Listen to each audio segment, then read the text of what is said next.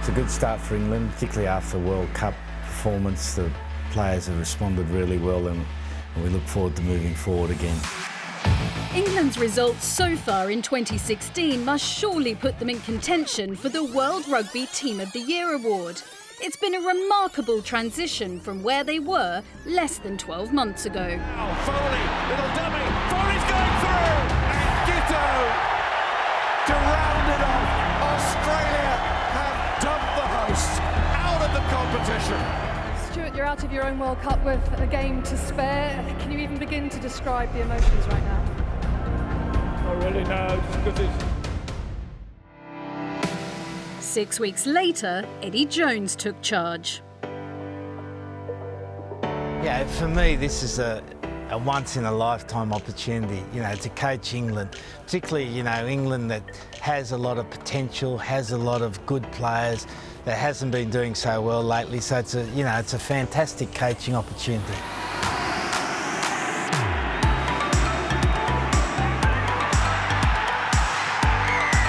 Despite the Australians' impressive CV, few thought he would have such a dramatic impact on the squad, the majority of which had been involved in the World Cup just months earlier.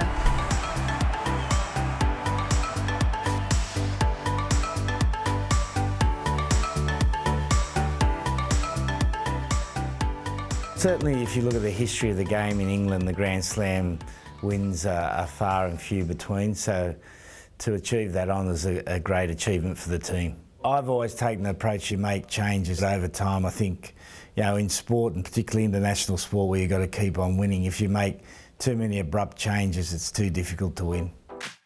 There were never going to be wholesale changes. What he has done is brought some interesting youngsters. Maro Itoje particularly has done very well.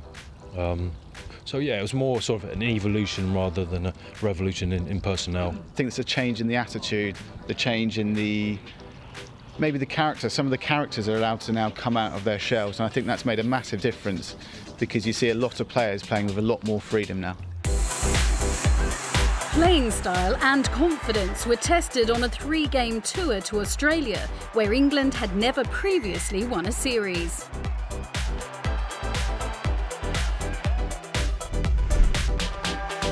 Yeah, we're moving along nicely, I think one of the great things about the Australian series is that we won the last 20 minutes of each test match, which shows, you're physically and mentally tough. Given the record between Northern Hemisphere and Southern Hemisphere countries over the last 10 years, to go down to Australia and win 3-0 is quite a significant achievement. And again, it gives us a bit more confidence, a bit more will to work harder. Confidence comes from clarity. If the players understand how they're expected to train, how they're expected to prepare, the style of game that we want to play, if they understand all of those sort of things, you become confident. But Jones is under no illusion about the challenge England still face in the future. Oh, we have a mountain to climb, yes. Ultimately, we want to win the World Cup in 2019. And, when you've got talent, you've got potential to work with, and the side's just going to keep improving.